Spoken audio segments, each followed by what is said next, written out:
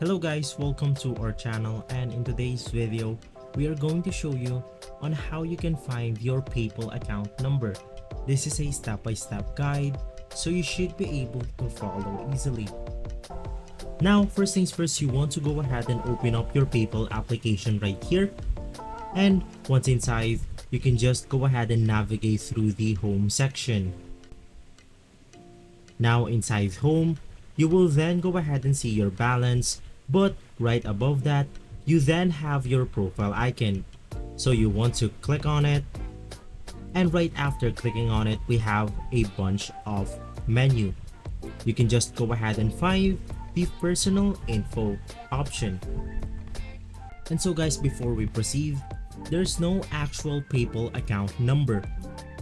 The way to go ahead and send money in PayPal is by entering the right email address, which you can also find in your account info.